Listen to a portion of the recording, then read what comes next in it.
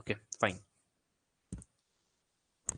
तो बेसिकली आज की टॉपिक में ना हम लोग डिस्कस करने वाले हैं कॉम्बिनेशन ऑफ कैपेसिटर्स, और फिर एंड पार्ट में थोड़ा सा अगर टाइम बचता है तो शेयरिंग ऑफ चार्जेस के बारे में देखेंगे कि चार्ज कैसे शेयर होते हैं। ऑल्दो हमने शेयरिंग ऑफ चार्जेस के बारे में इलेक्ट्रोस्टैट्स में भी पढ़ रखा है, बट स्टिल यहाँ पे हम लोग उस चीज को एक बार रिकैप करेंगे और देखेंगे कि कैपेसिटर्स में उसका क्या क्या काम है। और बाकी कॉम्बिनेशन ऑफ कैपेसिटर्स में जैसे कि हम लोग जानते हैं, जो मैंने आपको जो आप लोगों ने पढ़ा है उसमें रेसिस्टेंस के अंदर, कि हमारे पास दो तरीके के कॉम्बिनेशन पॉसिबल होता है, एक सीरीज में एक पैरेलल में। तो वैसा वैसा ही कॉम्बिनेशन हमारे पास होता है कैपेसिटर्स के अंदर भी, एक सीरीज कॉम्बिनेशन और एक पैरेलल कॉम्बिनेशन। पर विद प्रूफ हम लोग ये देखेंगे कि जो सीरीज और पैरेलल के फॉर्मूलाज हम लोगों ने पढ़े थे ना रेसिस्टर के अंदर, कैपेसिटर्स में वो फॉर्मूले उल्टे हो जाते हैं। वो हम लोग देखेंगे क्यों होते हैं, उसका रीजन भी समझेंगे कि क्यों उल्टे हो जाते हैं। बेसिकली दोनों उसका फॉर्म मेन जो उनका फॉर्मूला जहां से वो निकल करके आते हैं उन पे डिपेंड कर रहा होता है, ठीक है। तो उसकी वजह से थोड़ा से अलग हो जाते हैं। और बाकी चलिए ठीक है, चेक करते हैं कि कैसे कैसे क्या होता है।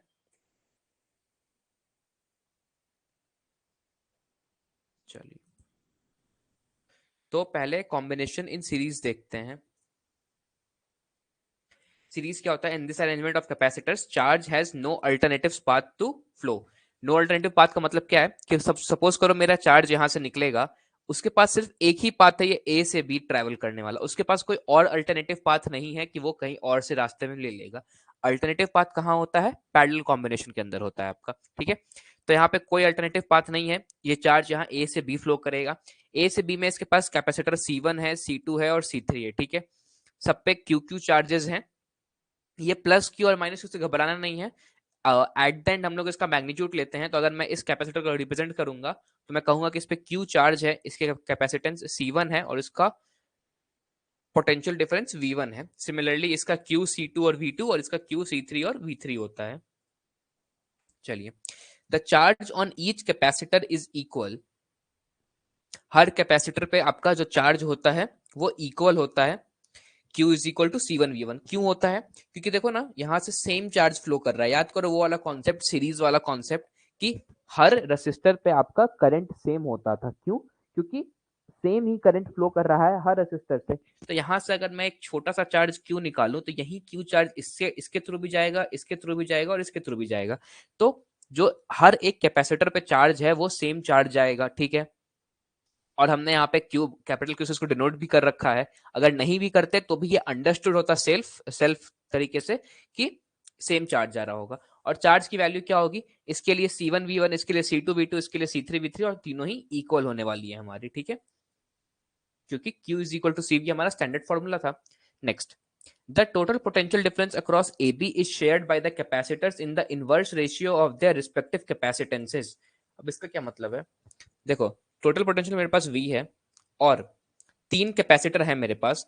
तो सीरीज में हम जानते हैं, पैरेलल में क्या होता था कि पैरेलल में यही सेम पोटेंशियल सारे पाथ में शेयर होती थी। पर अभी हम लोग जानते हैं कि यहाँ पे और यहाँ पे जो ए बी के बीच का पोटेंशियल है वो V है। पर अगर मैं इसको तीन पार्ट में तोड़ दूंगा तो ये तीनों पार्ट का कैपेसिटेंस, जो वोल्टेज V1 V2 और V3 है, वो किसके बराबर होगा? इन तीनों का सम V के बराबर होगा, ठीक है। तो ये होता है हमारा किस में? ये होता है हमारा सीरीज के अंदर, कि जो टोटल पोटेंशियल होता है वो सारे पार्ट्स का सम होता है। और यहाँ पे एक लिखा है इनवर्स रेशियो में ये वेरी करता है। इनवर्स रेशियो में क्यों वेरी करता है? क्योंकि देखो, अगर आप इस फॉर्मूले से जाओगे, यहाँ हमारा फॉर्मूला है Q is equal to C1V1 is equal to C2V2 is equal to C3V3। अब अगर इस फॉर्मूले से आप लोग देखोगे तो V1 की वैल्यू क्या आएगी? Q by C1। Similarly V2 की वैल्यू क्या आएगी? Q by C2। Similarly V3 की वैल्यू क्या आएगी? Q by C3। Q तो कांस्टेंट है हमारा, सेम चार्ज जा रहा है। तो क्या मैं यहां से कह सकता हूं कि V1 डायरेक्टली प्रोपोर्शनल है आपके किसके? 1/C1 के। V2 डायरेक्टली प्रोपोर्शनल है 1/C2 के। और V3 डायरेक्टली प्रोपोर्शनल है आपके 1/C3 के। यानी कि इनवर्स के प्रोपोर्शनल जा रहा है। तो यही चीज यहाँ पे कह रहा है कि charge shared by the capacitors in the inverse ratio of their respective capacitances. तो इनवर्स रेशियो में ये शेयर होता है। जिसकी पोटेंशियल C1 है उसका इनवर्स करते हैं हम लोग, और वो V1 के कॉरेस्पॉन्डिंग हमें वैल्यू मिल रही होती है, ठीक है। तो ये था आपका इन्वर्स करने का मतलब कि इन्वर्स रेशियो में चार्ज डिवाइडेड होता है। तो अगर मैं इसका रेशियो निकालूंगा V1:V2:V3, तो मेरे पास क्या आएगा, 1/C1:1/C2:1/C3। यही है आपका inverse ratio. This thing is called as the inverse ratio of potential sharing. चलिए, इफ सी एस, यहाँ पे एस कैपिटल हो गया है, इसको छोटा समझिए। एस सी एस मतलब capacitance in series is the net capacitance of the series combination, excuse me, then q by cs is equal to q by c1 plus q by c2 plus q by c3। ये कहां से आया sir? अब देखो, मैंने कहा कि मेरे पास ये सर्किट है,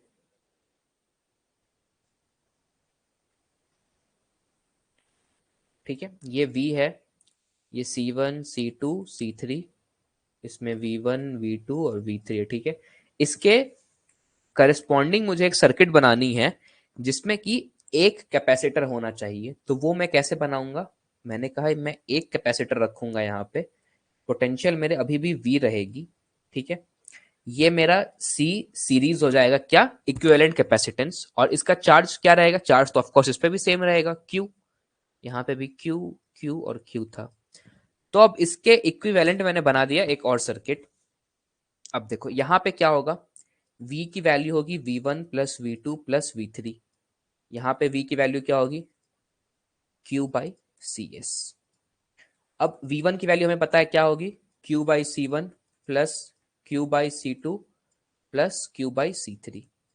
इस वैल्यू को जब मैं इससे इक्वेट करूंगा तो मेरे पास क्या आएगा, Q by C equivalent equal to Q by C1 plus Q by C2 plus Q by C3। Q Q Q Q cancelled out, और क्या बचा मेरे पास, 1/CS is equal to 1/C1 plus 1/C2 plus up to n. ये हो गया आपका series में इक्विवेलेंट कैपेसिटेंस का फॉर्मूला। और अगर याद हो तो इक्विवेलेंट रेसिस्टर का जो फॉर्मूला होता था सीरीज में, वो क्या होता था, वो होता था आपका R1 plus R2 plus R3 N resistor था, तो डायरेक्टली ऐड होता था। और ये वाला फॉर्मूला किसका होता था, पैरेलल में वहां होता था, यहाँ पे सीरीज में होता है। अब आप पूछोगे सर ऐसा क्यों हुआ, तो वहां पे याद करो क्या फॉर्मूला था, V is equal to I R formula होता था। मतलब कि जो मेरा वोल्टेज है ना, वो रेसिस्टर के डायरेक्टली प्रोपोर्शनल होता था जब मेरा करंट कांस्टेंट हो तो। और यहाँ पे क्या फॉर्मूला है, Q is equal to C V. तो अगर मेरा चार्ज कांस्टेंट होगा तो जो वोल्टेज है वो कैपेसिटेंस के क्या होगा, इनवर्सली प्रोपोर्शनल हो जाएगा। तो सारा खेल इनवर्सली प्रोपोर्शनल का यहाँ पे आ जाता है। नेक्स्ट टाइम यहाँ पे जब मैं वोल्टेज को कांस्टेंट करता था तो मेरा आई और आर इनवर्स रेशियो में आता था, और यही बनता था पैरेलल का केस। यहाँ पे जब मैं अगले केस में वोल्टेज को कांस्टेंट करूंगा तो मेरा क्यू और सी क्या हो जाएगा, डायरेक्टली प्रोपोर्शनल हो जाएगा, और ये दोनों एडिशन में आ जाएंगे। तो वो बन जाएगा मेरा पैरेलल का केस।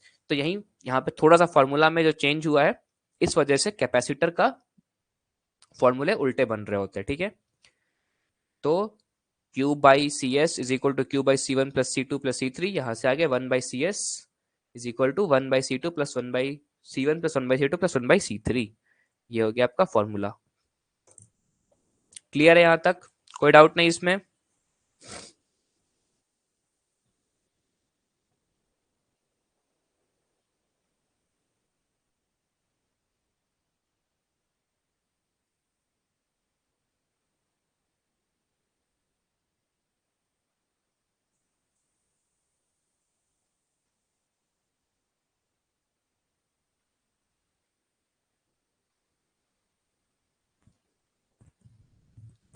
चलिए बढ़िया बढ़िया।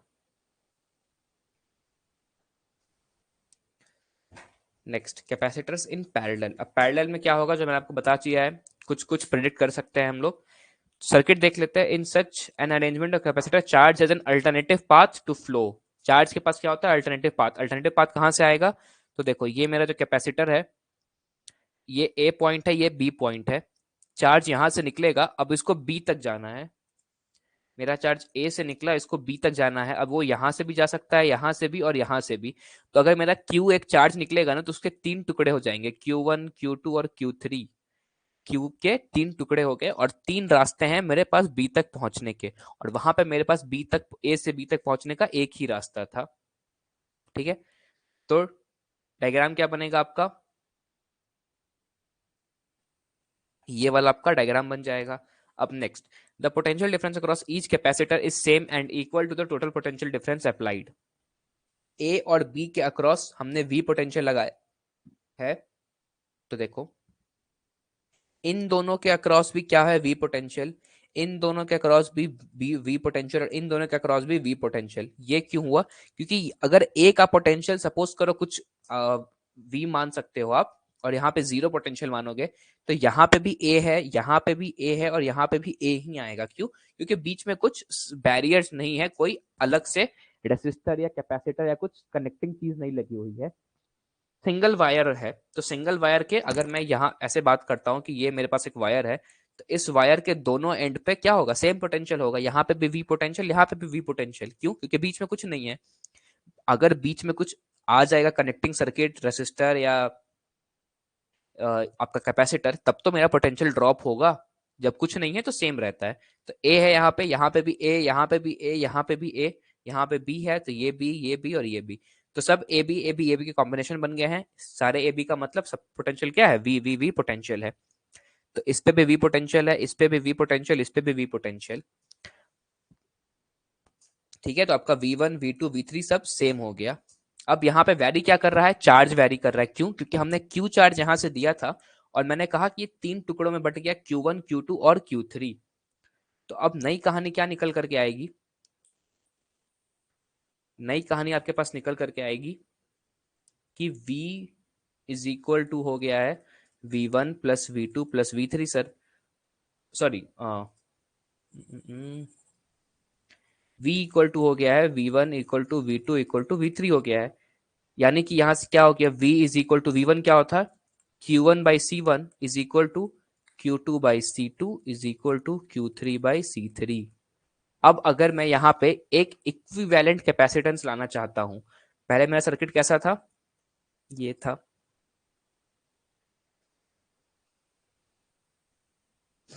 ठीक, अब मैं इसके जगह पे एक इक्विवेलेंट सर्किट बनाना चाहता हूं जिसमें एक ही कैपेसिटेंस हो और एक वोल्टेज हो, एक वोल्टेज V, यहाँ पे भी वोल्टेज V, यहाँ पे सी पी लिख देते हैं इसके इक्विवेलेंट कैपेसिटेंस को, और इसके चार्ज को क्यू लिख देते हैं, टोटल चार्ज को। ठीक है, क्योंकि टोटल चार्ज ए से बी तक क्यू ही मूव हो रहा था। यहाँ पे एक Q1 था, ये Q2 था, ये Q3 था। तो देखो क्या होगा, Q की वैल्यू टोटल क्या हो जाएगी, Q1 plus Q2 plus Q3। अब यहाँ पे चार्ज क्यों अलग अलग सेपरेट हो गया, क्योंकि यहाँ पे चार्ज सेपरेटेड था, इसलिए इनको ऐड करके यहाँ पे लिखा है टोटल चार्ज को। ठीक है, और Q की वैल्यू क्या होती है, यहाँ से Q की वैल्यू आपके पास क्या आएगी, CV, यानी कि CP इंटू वी।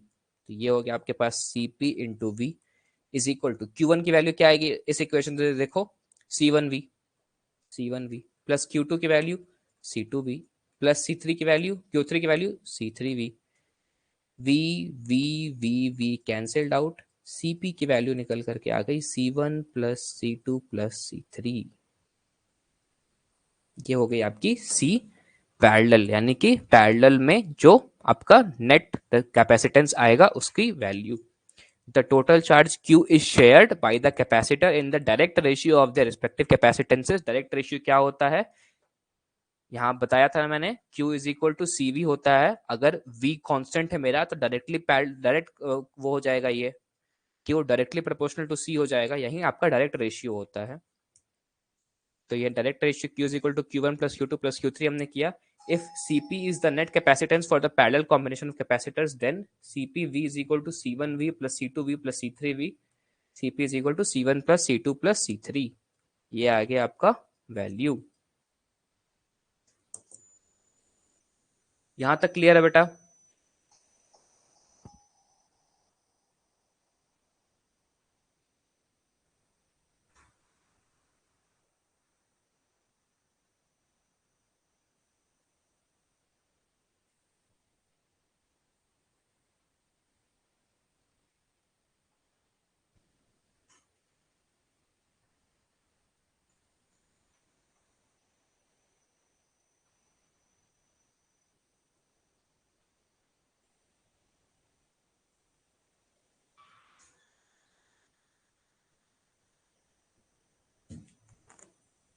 चलिए बढ़िया, आगे बढ़ते हैं।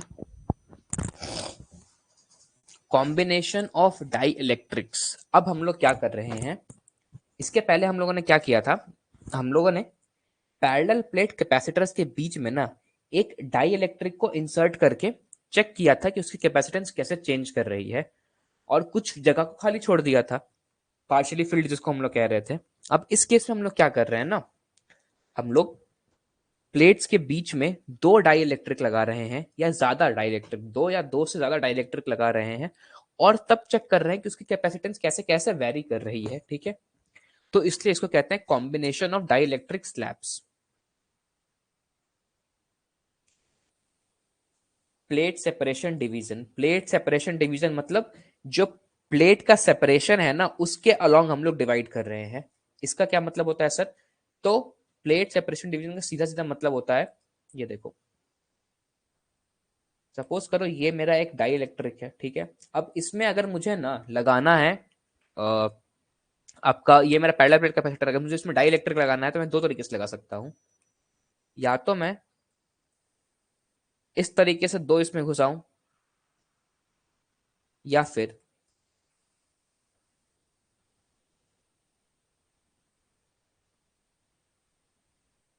इस तरीके से घुसाऊं। दोनों में अंतर क्या है, यहाँ पे मैं ये जो डिवीजन है ना इन दोनों प्लेट्स के बीच में उसको डिवाइड किया है, और यहाँ पे मैंने क्या किया है, जो इस प्लेट्स का एरिया है ना एरिया को डिवाइड किया है। तो इसको हम लोग क्या कहते हैं, plate separation division, plate separation division. और इसको क्या कहेंगे, एरिया सेपरेशन डिवीजन। ठीक है, तो अभी हम लोग क्या पढ़ रहे हैं, प्लेट सेपरेशन डिवीजन के बारे में। ये क्या होगा, plate separation gets divided and area remains the same. Plate का जो सेपरेशन है, देखो ये जो डी है ये डिवाइड हो गया किसमें, D1 और D2। एक एप्सिलॉन R1 का परमिटिविटी का हम लोगों ने डाला है D1 लेंथ में, और दूसरा एप्सिलॉन R2 परमिटिविटी का डाला है D2 में, और इसके जो डिवीजन थे प्लेट के D को उसको डिवाइड कर दिया किसमें, D1 और D2 में। Capacitors are in series. अब कैपेसिटर सीरीज में कैसे हो गया इसमें, तो देखो एक तो तरीका है, आप लोग सस्ते तरीके से बना सकते हो कि यहाँ पे सर एक ड्रॉ कर देंगे, ये ER1 वाला एक कैपेसिटर बन जाएगा और ER2 वाला दूसरा कैपेसिटर बन जाएगा। पर आगे चल करके ना जब चार प्लेट डाल देंगे ना तो उसमें कंफ्यूजन हो जाएगा अगर इस तरीके से सॉल्व करोगे तो। एक सबसे अच्छा तरीका होता है कि बेसिक से जाओ। सीरीज में क्या होता है, हमेशा सीरीज में आपका जो पोटेंशियल है वो क्या होता है, वो पोटेंशियल डिफर करता है, पैरेलल में पोटेंशियल सेम रहता है। सीरीज में क्या सेम रहता है, चार्ज सेम रहता है, सीरीज में इलेक्ट्रिक फील्ड सेम रहती है। ठीक है, तो देखो यहां पे क्या होगा, अगर आप ए से निकलोगे और बी तक आपको जाना है तो बीच में एक डिवीजन आएगा और ये यहां से डिवीजन आएगा। यहाँ पे क्या हो रहा है, यहाँ पे आपका वोल्टेज चेंज हो जा रहा है, डिवीजन पे वोल्टेज चेंज होता है। ठीक है, क्यों चेंज होता है हम लोगों को पता है कि जब हम लोग डालते हैं सेपरेशन एक पैरेलल प्लेट कैपेसिटर में तो वोल्टेज चेंज हो रहा होता है। हमने देखा था इलेक्ट्रिक फील्ड के हेल्प से कैसे कैसे चेंज हो रहा होता है। ठीक है, तो यहाँ पे जब एक constant throughout A B नहीं है तो यहाँ पे क्या दिख रहा है कि ए से बी में एक वोल्टेज का ड्रॉप आ रहा है जाते वक्त। इस केस में समझो, ज्यादा अच्छे से समझोगे। देखो सपोज करो मैं यहाँ से, ए है ये पॉइंट, ये बी है, ये ए है ये बी है, मैं ए से बी ट्रेवल करना चाहता हूँ। मैं यहाँ से निकला, कुछ वोल्टेज में था, फिर जैसे ही मैं यहाँ पे पहुंचा मेरा वोल्टेज चेंज हो गया, और फिर यहाँ से यहाँ दूसरे वोल्टेज में ट्रैवल किया मैंने। यहाँ पे क्या हो रहा है, वोल्टेज चेंज हो रहा है, यानी कि ये क्या होगा, सीरीज वोल्टेज जिसमें चेंज हो रहा है। अब यहाँ देखो, मैं यहाँ से निकला, इस थ्रू आउट द प्रोसेस मैं इस सेम वोल्टेज में ट्रैवल किया हूँ। मैं यहाँ से निकला, इस throughout the process B तक पहुंचने में मैंने सेम वोल्टेज से ट्रैवल किया है। ठीक है, भले मैंने दो अलग अलग कैपेसिटर, देखो यहाँ पे भी आप कैपेसिटर को दो में डिवाइड कर सकते हैं, यहाँ पे भी दो में डिवाइड कर देंगे। पर जब मैं इन दोनों कैपेसिटर्स के साथ गुजर रहा था तो मैंने देखा कि मेरा वोल्टेज चेंज हो रहा है, और जब मैं इन दो कैपेसिटर से गुजरा तो मुझे लगा कि मेरा वोल्टेज सेम है। तो यहाँ पे मेरा क्या है, वोल्टेज सेम, और वोल्टेज सेम है तो आपका ये किस में हो जाएगा, parallel. Area separation division parallel में जाएगा और प्लेट सेपरेशन डिवीजन सीरीज में जाएगा। इस तरीके को याद रखिएगा। ठीक है, कई लोग बस क्या करते हैं, यहाँ पे बीच में दिख रहा है तो इसको ऐसे और इसको ऐसे चेंज कर देंगे, ये बन गया मेरा सीरीज। और सर यहाँ ऊपर ऊपर दिख रहा है तो एक ये ऐसे बन जाएगा और एक ये नीचे ऐसे बन जाएगा, इसको चेंज कर देंगे। और दिक्कत कहाँ आएगी, जब आप 4 के साथ खेल रहे होंगे, ये और ये। अब इसमें क्या करेंगे, इसमें किसको कौन दो सीरीज में होगा कौन दो पैरेलल में होगा, तो इसमें कंफ्यूज हो जाइएगा, ठीक है। तो इसको कैसे सॉल्व करेंगे 4 वाले को, बहुत आसान तरीका है। जब मैं यहां से यहां जा रहा हूं तो मेरा क्या हो रहा है, यहां से यहां जब सपोज करो ये ER1 है, ये ER2 है, ये ER3 है, ये ER4 है, ठीक है। जब मैं यहां से यहां जाऊंगा तो यहाँ पे एक पोटेंशियल चेंज आ रहा है, ठीक है। और जब मैं यहां से यहां जाऊंगा तो यहाँ पे एक पोटेंशियल चेंज आ रहा है। तो इसका क्या मतलब हुआ कि ये जो ये दोनों वाला है मेरा, ये दोनों आपस में सीरीज में है, और जो ये दोनों है ये दोनों आपस में सीरीज में है। और ये दोनों को जब मैं सॉल्व करके एक एक बना दूंगा और इसको एक बना दूंगा तो ये दोनों पैरेलल में है। तो इसका सर्किट कैसे बनेगा, इसका सर्किट कुछ ऐसा ऐसा बनेगा, वो दोनों सीरीज में, ये दोनों सीरीज में, और ये चारों आपस में पैरेलल में, ठीक है। ये था इसका तरीका। Individual capacitances are C1 is equal to epsilon ER1A by D1, C2 is equal to epsilon not epsilon R2A by D2। ये कहाँ से आया, तो पीछे का फॉर्मूला हमने पढ़ा था, इसको मैंने C1 डिक्लेयर कर दिया, इसको मैंने C2 डिक्लेयर कर दिया, दोनों को पे फॉर्मूला लगाया, तो epsilon not epsilon R1A by D1 और epsilon not epsilon R2A by D2 हो गया, ठीक है। यहां तक चीजें क्लियर है बेटा, यहां तक कोई डाउट नहीं।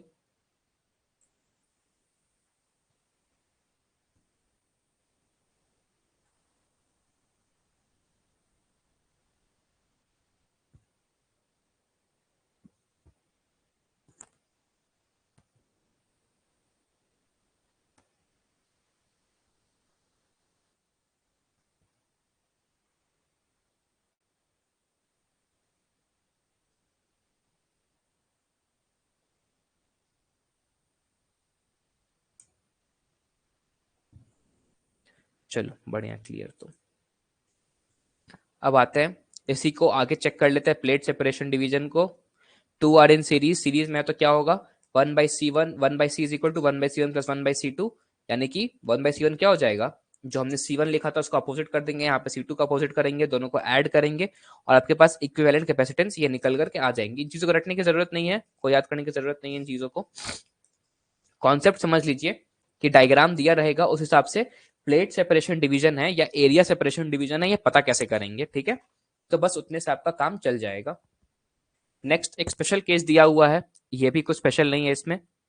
D1 is equal to D2 है, तो क्या करेंगे, जहां जहां D1 और D2 लिखा हुआ वहां पे DD कर देंगे, और वो D कॉमन बाहर निकल करके आ जाएगा, ठीक है। तो इसको भी याद करने की जरूरत नहीं है, कॉन्सेप्ट को समझ लीजिए कि कैसे प्रोसीड करते हैं, कैसे अप्रोच करते हैं क्वेश्चन को, ठीक है।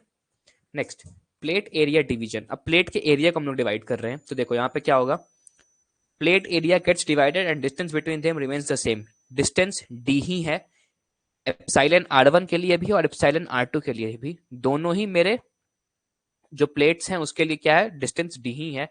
एरिया एक के लिए A1 हो गया, एक के लिए A2 हो गया, मतलब कि A1 एरिया में एप्सिलॉन R1 का एक मीडियम है और A2 एरिया में एप्सिलॉन R2 का एक मीडियम है। और जो हमने तरीका बताया था उससे हम यहाँ पे वेरीफाई भी कर लेंगे। सपोज करो मुझे A से B ट्रेवल करना है, इस पॉइंट से मैं निकला A के, सारे थ्रू आउट द पॉइंट मेरे पास सेम पोटेंशियल है, मैं पहुंच गया B पे, इस पॉइंट से निकला मैं, थ्रू आउट द ट्रेवलिंग मेरे पास सेम पोटेंशियल है, मतलब मैं दो अलग अलग कैपेसिटर में क्या कर रहा हूँ, सेम पोटेंशियल डिफरेंस में ट्रेवल कर रहा हूँ, यानी कि ये किस में होंगे, ये होंगे पैरेलल में, ठीक है। तो इस कॉन्सेप्ट को याद रखिएगा, बहुत हेल्प करेगा एग्जाम में, रैदर देन कि आप बस देख करके इसको सीरीज और पैरेलल में तोड़ दे रहे हैं। Next, capacitors are in parallel, तो पैरेलल में है, हमने यहाँ प्रूव कर दिया इसको। और इंडिविजुअल कैपेसिटेंस क्या होंगी, सेम होंगी जो पिछले बार आई थी, बस तरीका दोनों को रिजॉल्व करने का अलग हो जाएगा। तरीका क्या होगा, C1 प्लस C2 का तरीका लगाएंगे, इन दोनों को ऐड करेंगे, और ये आपका आ जाएगा फाइनल में इक्विवेलेंट कैपेसिटेंस निकल करके। और इसका एक स्पेशल केस क्या बनेगा, जब मैं सेम एरिया में दोनों को डाल रहा हूँ, A1 और A2 मेरे दोनों बराबर होंगे A/2 के, तो बस वहां पे क्या करना होगा, जो A1 और A2 है उसको हटा करके A/2 कर दूंगा, और उसको A को बाहर निकाल करके ले आऊंगा, ठीक है। क्लियर है ये सेकंड वाला केस भी, इजी था दोनों, कोई कंफ्यूजन नहीं है प्लेट सेपरेशन डिवीजन और एरिया सेपरेशन डिवीजन में। उसके क्वेश्चंस थोड़ा कीजिएगा, लास्ट टाइम मैंने क्वेश्चंस भी कराए थे, तो उससे क्वेश्चंस प्रैक्टिस कीजिएगा, उसके क्वेश्चंस बहुत इंपॉर्टेंट हैं, वही क्वेश्चंस निकल करके आएंगे आपके पास एग्जाम में। और नीट में हाई प्रोबेबिलिटी है कि ऐसा एक क्वेश्चन आपको मिलेगा ही मिलेगा जिसमें आपको प्लेट सेपरेशन या एरिया सेपरेशन पे काम करना होगा, ठीक है।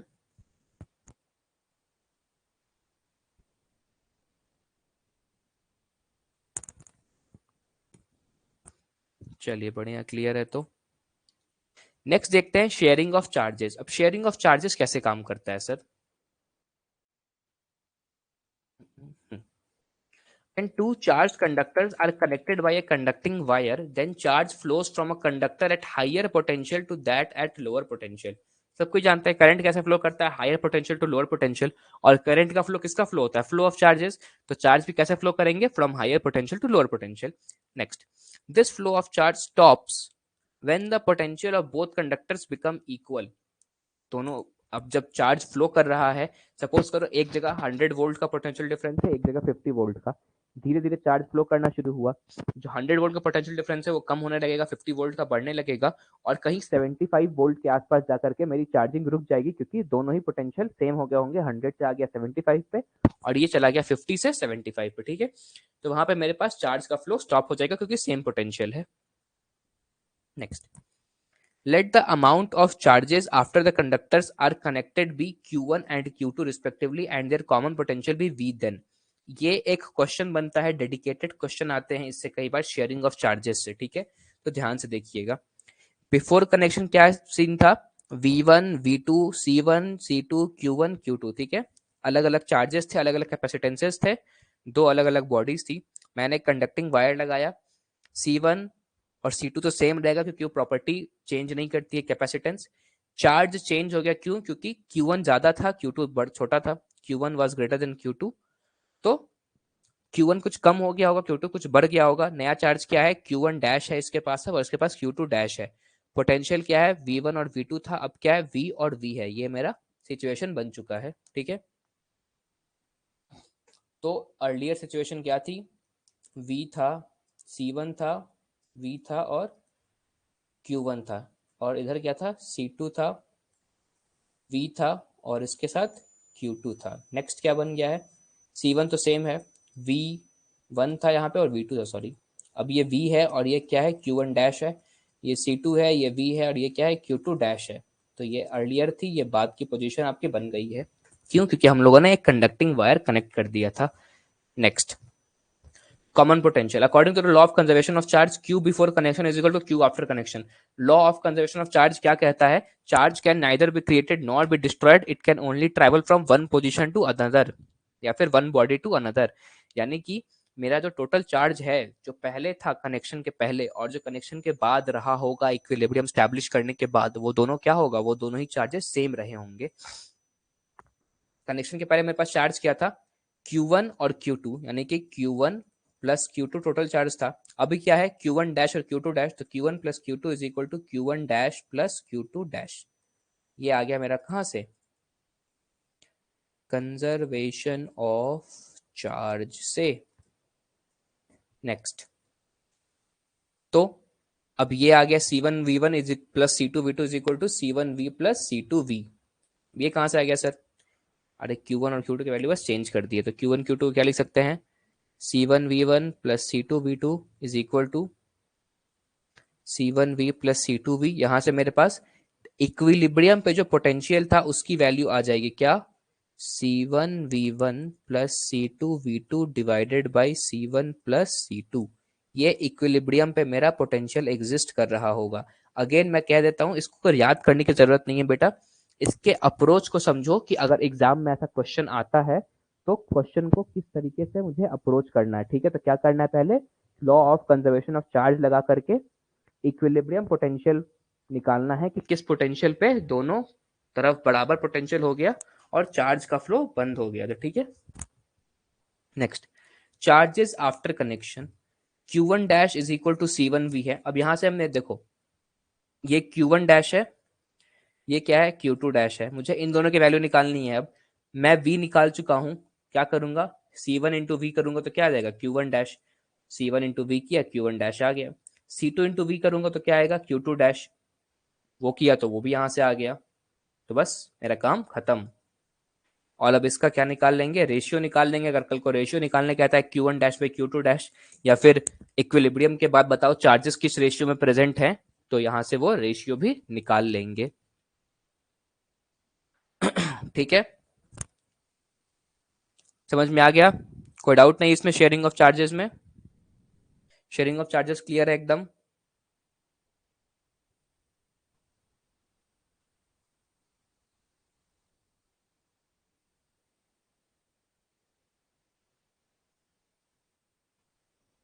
इसके अप्रोच को समझना, इसके कॉन्सेप्ट को समझना कि शेयरिंग ऑफ चार्ज काम कैसे कर रहा है और मुझे किस तरीके से क्वेश्चन को अप्रोच करना है चीजों को निकालने के लिए। ठीक है, क्लियर से, चलो बढ़िया। ठीक है, फिर मिलते हैं अब कल की क्लास में। कल हम लोग charging and discharging of capacitors देख रहे होंगे। ठीक है, thanks for joining, bye, good night, तब मिलते हैं कल की क्लास में।